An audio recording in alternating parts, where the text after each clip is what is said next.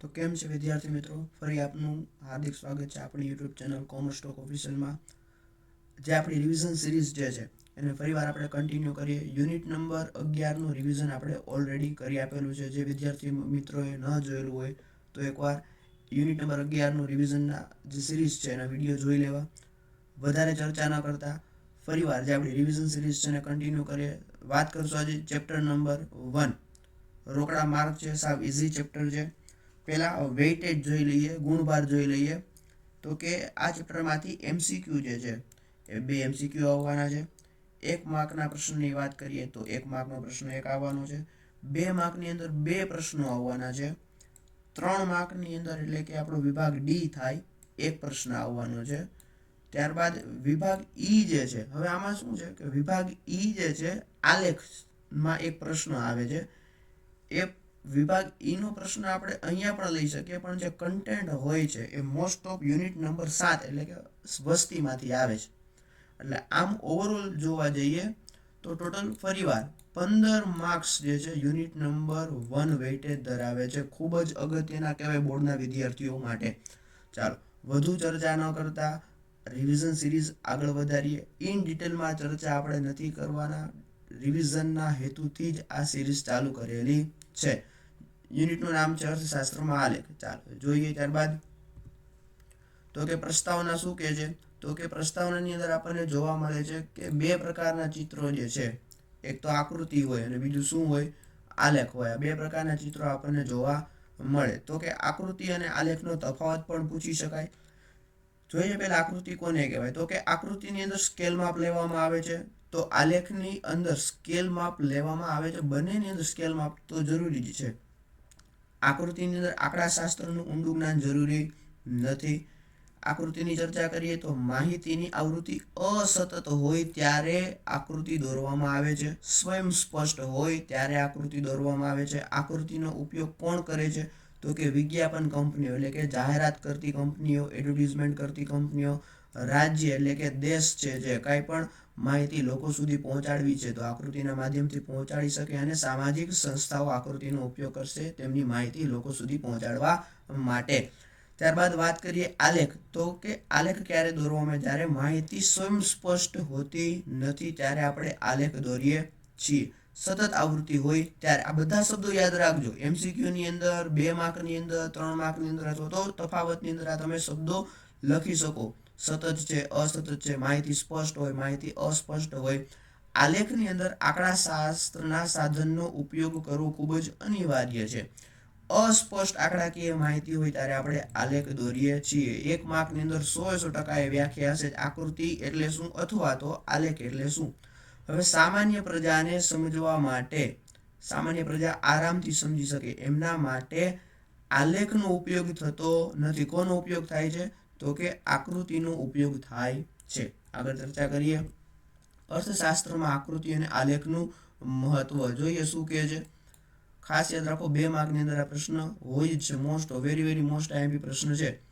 તો કે અઘરો અને અટપટો લાગતો અર્થશાસ્ત્રનો અભ્યાસ આકૃતિ દ્વારા સરળ અને આલેખ દ્વારા વધુ સ્પષ્ટ બને છે. જુદા જુદા વર્ષોના વલણો સહેલાઈથી જોઈ શકાય છે. વિવિધ ક્ષેત્રોમાં થતા ફેરફારો સહેલાઈથી સમજી શકીએ છીએ. પ્રદેશો હોય, અલગ અલગ ક્ષેત્રો હોય, અલગ અલગ સમયગાળા વચ્ચેની સરખામણી આપણે કરી શકીએ છીએ. અર્થશાસ્ત્રના જે કંઈ પણ અઘરા સિદ્ધાંતો છે આપણે સ્ટાન્ડર્ડ 11ની અંદર સમજી ગયા. માંગ છે, પુરવઠો છે, એની અંદર ઘણી બધી વાર શું આવે છે? તો કે આલેખ આવે છે. માંગ રેખા આવે, પુરવઠા રેખા આવે, એ આપણે બધું સમજી ગયેલા છીએ. તો આ બધી માંગ રેખા, પુરવઠા રેખા સમજવા માટે આપણે ખાસ કરીને આલેખ અથવા તો આકૃતિને સહારો લેવો પડે છે. તો કે અઘરા લાગતા સિદ્ધાંતો સમજવામાં સરળ બને છે. આગળ ચર્ચા કરીએ. તો કે આકૃતિ અને આલેખ દોરતી વખતે ધ્યાનમાં રાખવાની બાબતો. 6 જે મુદ્દાઓ છે તમારા માટે ખાસ ઉપયોગી. આ 6 મુદ્દા છે. ખૂબ જ ધ્યાનથી સાંભળજો, ખૂબ જ ધ્યાનથી આ લેક્ચરને અટેન્ડ કરજો. પહેલો મુદ્દો શું કહે છે? તો કે પસંદગી અને રજૂઆત. તો કે ચિત્રને વધુ આકર્ષક અને અસરકારક બનાવવા માટે. બીજો મુદ્દો શું કહે છે? તો કે સ્પષ્ટતા રાખવાની. આકૃતિ અથવા તો જ્યારે આપણે આલેખ દોરીએ ત્યારે સ્પષ્ટતા એટલે કે સ્વચ્છ રજૂઆત હોવી જોઈએ. અલગ અલગ જે તમે વિભાજનો કરો છો, ફોર એક્ઝામ્પલ તરીકે સ્તંભ આકૃતિ છે, એની અંદર વિભાજિત સ્તંભ આકૃતિ છે, પાસની સ્તંભ આકૃતિ છે. તો અલગ અલગ રંગ અથવા તો અલગ અલગ શેડનો આપણે ઉપયોગ કરવો જોઈએ, જેથી આકૃતિ અથવા તો આલેખ કેવા બને, એટ્રેક્ટિવ બને. ત્યારબાદ ચોક્કસ સ્કેલ માપ, જેનાથી ચિત્ર શું બનશે, યોગ્ય કદનું બનશે. આ સ્કેલ માપથી જ ચિત્ર જે છે એ વધારે મોટું ન બને અને વધારે નાનું પણ ન બને. એના માટે જ સ્કેલ માપનો ઉપયોગ કરવામાં આવે છે. ધરી પરની વિગતો હોય, આ એક્સ ધરી પરની વિગતો હોય, અહીંયા વાય ધરી પરની વિગતો હોય. બંને વિગતો આપણે અહીંયા દર્શાવવી પડે. ફોર એક્ઝામ્પલ, એક્સ ધરી પર આપણે સમયગાળો લઈએ, વાય ધરી પર વસ્તીના આંકડા લઈએ, તો એ આપણે દર્શાવવા પડે. બંને ધરી પરની વિગતો સ્પષ્ટ દર્શાવવી જોઈએ. આંકડાકીય માહિતીનો સ્ત્રોત, તો કે જે કંઈ પણ આંકડાકીય માહિતી તમને આપેલી છે, અહીંયા ટેબલ આપેલી છે, તો આ ટેબલ જે છે એની નીચે લખેલું છે સોર્સ, અથવા તો ગુજરાતીમાં લખેલું હશે સ્ત્રોત. તો કે એ આંકડાકીય માહિતી કઈ જગ્યાએથી લીધેલી છે એ શું દર્શાવશે, સ્ત્રોત દર્શાવશે. તો એનાથી થશે શું, તો કે આલેખની અથવા તો આકૃતિની વિશ્વસનીયતા વધશે અને અધિકૃતતા એટલે કે ઓથેન્ટિસિટી એની વધશે. ત્યારબાદ છે આંકડાકીય માહિતી ગણવાની રીત પણ આપણે દર્શાવવી જોઈએ. ખાસ કરીને જે વૃતાંશ આકૃતિ છે, વૃતાંશ આકૃતિમાં આપણે શું કરીએ છીએ, તો કે ગણતરી કરીએ છીએ. તો એ ગણતરીનું એક ટેબલ આપણે દર્શાવવું પડે કે આ જે છે ટકાવારી છે અથવા તો કોઈ પણ ડેટા છે એને મેં વૃતાંશમાં કન્વર્ટ કરેલો છે અને એ આંકડાકીય માહિતી અહીંયા દર્શાવેલી છે. તો આંકડા શાસ્ત્રના સાધનની ટૂંકી વિગત પણ આપણે દર્શાવવી જોઈએ. તો આ હતી આકૃતિ કે આલેખ દોરતી વખતે ધ્યાનમાં રાખવાની બાબતો. આગળ ચર્ચા કરીએ. હવે જોઈએ આકૃતિના પ્રકાર. ખાસ કરીને પૂછાય છે આકૃતિના પ્રકાર. યાદ રાખો, ચિત્ર, વિકિરણ, વર્તુળ, વૃતાંશ, સ્તંભ. આવી રીતના યાદ રાખો. ચિત્ર, વિકિરણ, વર્તુળ, વૃતાંશ, સ્તંભ અને લાસ્ટમાં શું આવશે, સમય આધારિત રેખાકૃતિ. આપણે સમય આધારિત રેખાકૃતિની ડિટેલમાં ચર્ચા આપેલી છે ટેક્સ્ટબુકની અંદર. જોઈએ શું કહેવા માંગે છે સમય આધારિત રેખાકૃતિ. તો કે બે ચલ વચ્ચેના સંબંધની રેખા અને તેનો ઢાળ દર્શાવે છે. એક્ઝામ્પલ તરીકે માંગ રેખા. આ ખાસ યાદ રાખજો, આ 2 પોઈન્ટ ખાસ યાદ રાખજો. સ્વતંત્ર ચલ એક્સ ધરી પર, પરતંત્ર ચલ વાય ધરી પર.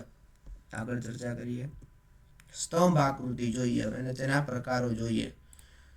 તો સ્તંભ આકૃતિ મોસ્ટ ઓફ એના 3 પ્રકાર છે, સાદી, વિભાજિત અને પાસ. પહેલા ચર્ચા કરીએ સાદી સ્તંભ આકૃતિ. કોઈ એક ચલના, શબ્દ યાદ રાખજો, કોઈ એક ચલના મૂલ્યની વિવિધ વિભાગો વચ્ચેની વહેંચણી દર્શાવે છે. દરેક વિભાગ કે સમય માટે એક અલગ સ્તંભ આપણે દોરીએ છીએ. ઊંચાઈ અથવા તો લંબાઈ દ્વારા ચલના મૂલ્યની સરખામણી થાય છે. આ સ્તંભ કરતાં આ સ્તંભ ઊંચો છે, ફરીવાર આ સ્તંભ કરતાં આ સ્તંભ છે જે નીચો છે, તેની સરખામણી, કમ્પેરિઝન આપણે કરી શકશું. ઉપયોગ ક્યાં થાય, તો કે કોઈ એક આધાર એટલે કે કોઈ પ્રદેશ હોય, સમયગાળો હોય, એના ઉપર ચલનું આપણે મૂલ્ય દર્શાવી શકીએ છીએ. અહીંયા જે તમને જોવા મળે છે કેવી છે, સાદી સ્તંભ આકૃતિ આપણને જોવા મળે છે. ત્યારબાદ છે પાસેની સ્તંભ આકૃતિ. જોઈએ, કોઈ એક આધાર ઉપર કોઈ એક ચલનું એક કરતાં વધુ વર્ગો માટેનું મૂલ્ય, એક ચલનું એક કરતાં વધુ વર્ગો માટેનું મૂલ્ય. વિવિધ વર્ગોના મૂલ્યો દર્શાવતા જુદા જુદા તમને શું જોવા મળે, સ્તંભ જોવા મળે. દરેક વર્ગના સ્તંભને અલગ અલગ રંગ અથવા તો શેડથી દર્શાવવામાં આવે, કારણ કે પાસેની સ્તંભ આકૃતિ છે. આ કલર અથવા તો આ શેડ શું દર્શાવે છે, આ કલર શું દર્શાવે છે, એ તમારે પ્રમાણ માપની અંદર લખવાનું થાય. તો અહીંયા જે આકૃતિ છે પાસેની સ્તંભ આકૃતિ છે. આ બધી સ્તંભ આકૃતિ જે ખાસ કરીને 5 માર્કના ક્વેશ્ચનની અંદર પૂછાય જ છે. વિભાજિત સ્તંભ આકૃતિની ચર્ચા કરીએ. તો કે જ્યારે આકૃતિના દરેક સ્તંભના મૂલ્યને એકથી વધુ પેટા વિભાગોમાં વહેંચવામાં આવે તો તેને શું કહેવાય, વિભાજિત સ્તંભ આકૃતિ. પેટા વિભાગોને ફરીવાર અલગ અલગ રંગ અથવા તો શેડથી આકર્ષિત કરવામાં આવે છે.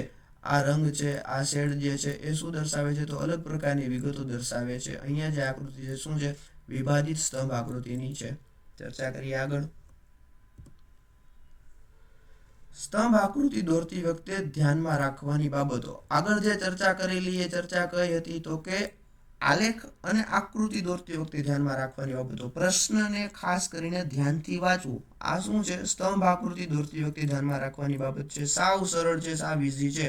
સ્તંભની પહોળાઈ સરખી હોય છે, એટલે કે શું કહે છે, આ સ્તંભની જેટલી પહોળાઈ છે એટલી જ આ સ્તંભની પહોળાઈ હોવી જોઈએ, જેથી દેખાવ કેવો હોય, આલેખનો ખૂબ જ સારો આવે, આકૃતિનો દેખાવ ખૂબ જ સારો આવે. પહોળાઈ ફરીવાર કોઈ પણ મૂલ્ય દર્શાવતી નથી. આ પહોળાઈ કાંઈ પણ મૂલ્ય દર્શાવશે નહીં. તો મૂલ્ય કોણ દર્શાવશે? લંબાઈ અથવા તો ઊંચાઈ. આ સ્તંભની લંબાઈ કેટલી છે, આ સ્તંભની લંબાઈ કેટલી છે, શું દર્શાવે છે? ચલનું મૂલ્ય દર્શાવે છે. સ્તંભની વચ્ચેનો ગાળો આકૃતિમાં કેવો હોવો જોઈએ? સરખો હોવો જોઈએ.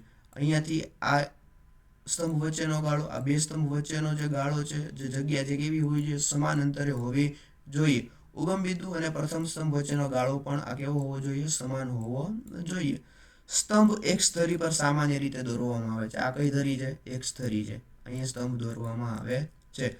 આધુનિક યુગમાં એટલે કે હાલમાં કોમ્પ્યુટરની મદદથી આપણે ઊભા સ્તંભના બદલે આડા સ્તંભ, આ જે સ્તંભ તમને જોવા મળે છે કેવા સ્તંભ છે? ઊભા સ્તંભ છે. પણ કોમ્પ્યુટરની મદદથી આપણે આડા સ્તંભ જો દોરવા હોય તો કઈ રીતના દોરી શકીએ? તો કે વાય ધરી પર દોરવામાં આવે. આવી રીતના સ્તંભ દોરવામાં આવે. આને કેવા સ્તંભ કહેવાય? આડા સ્તંભ કહેવામાં આવે. સ્તંભ માહિતીના ક્રમમાં જ દોરવામાં આવે છે. જે તમને ટેબલ આપેલું છે, પહેલા ટેબલની અંદર ફોર એક્ઝામ્પલ 1961ની માહિતી છે, તો પહેલી માહિતી માટે પહેલું જ સ્તંભ દોરવામાં આવે છે એવું કહે છે. ત્યારબાદ જોઈએ વૃતાંશ આકૃતિ. વૃતાંશ આકૃતિમાં શું કહે છે? તો કે પહેલા એટલું યાદ રાખો, વૃતાંશ એટલે વર્તુળનો એક અંશ છે. વર્તુળને સમષ્ટિ માની લેવામાં આવે છે. સમષ્ટિ એટલે અંગ્રેજીમાં એને યુનિવર્સ આપણે કહીએ. માહિતીના વિભાગોને વર્તુળના ભાગ પાડી દેવામાં આવે છે. વેરી વેરી મોસ્ટ ટાઈમ તમારા માટે સૂત્ર થઈ જશે વૃતાંશ, તો કે પેટા મૂલ્યના છેદમાં કુલ મૂલ્ય ગુણ્યા 360 અંશ આવશે અહીંયા. ચાલો જોઈએ વૃતાંશ આકૃતિ દોરતી વખતે ધ્યાનમાં રાખવાની બાબતો પણ જોઈએ. વર્તુળના 360 વૃતાંશ હોય છે. દરેક પેટા વિભાગના વૃતાંશનો સરવાળો 360 થવો જોઈએ. અહીંયા મેં ટુ ધ પોઈન્ટ્સ જ માહિતી લીધેલી છે, જેથી રિવિઝન કરવામાં શું રહે? સરળતા રહે. તો આટલા શબ્દો, આટલી લાઈન તો યાદ રાખવી જ. બીજું શું કહે છે? તો કે સરખામણી માટે બે વૃતાંશ આકૃતિઓ બાજુમાં દોરાય છે. નાના આંકવાળી માહિતી માટે નાનું વર્તુળ અને મોટા આંકવાળી માહિતી માટે મોટું વર્તુળ આપણે દોરીએ છીએ. તો આ શેની ચર્ચા હતી? તો કે વૃતાંશ આકૃતિની ચર્ચાઓ હતી. આપણે આકૃતિના પ્રકાર જોયા, ખાસ કરીને એની અંદર સ્તંભ આકૃતિના પ્રકાર જોયા, સાદી પાસે વિભાજિત અને ત્યારબાદ વૃતાંશ આકૃતિ વિશેની ચર્ચાઓ કરેલી છે. જો તમને આવું જ કન્ટેન્ટ જોઈતું હોય, આવી જ રિવિઝન સિરીઝ જોઈતી હોય, તો આ યુટ્યુબ ચેનલને ફોલો કરી આપો, સબસ્ક્રાઈબ કરી આપો. Thank you.